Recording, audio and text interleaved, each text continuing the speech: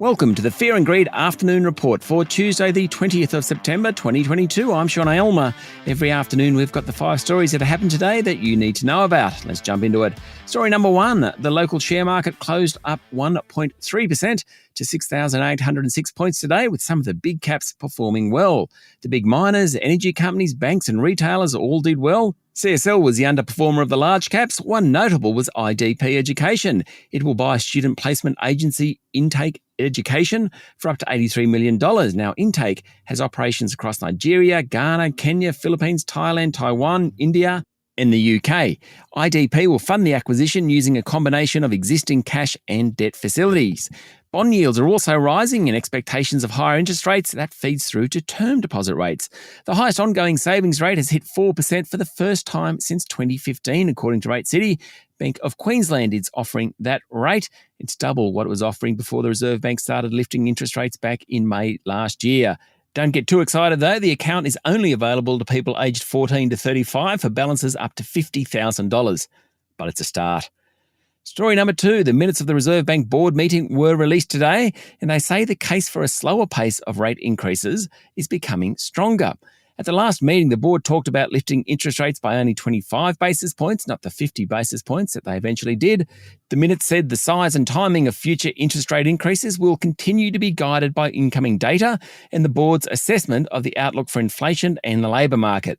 The board says it will keep moving on rates until price stability is attained, and also said, all else equal, members saw the case for a slower pace of increases in interest rates as becoming stronger as the level of the cash rate rises.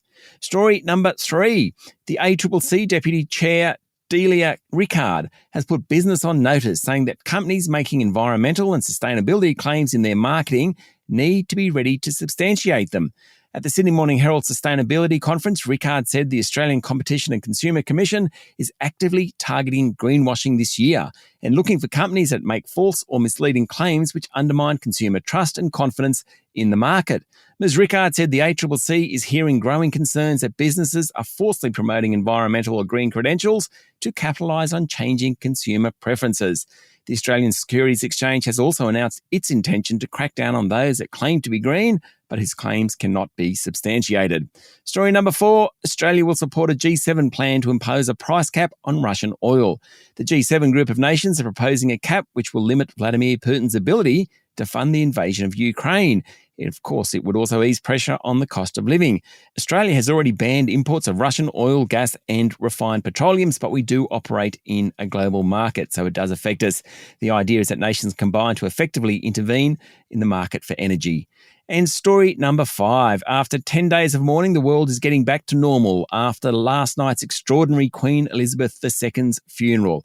One of the interesting stories to emerge today was the unusual seating arrangements for powerful people.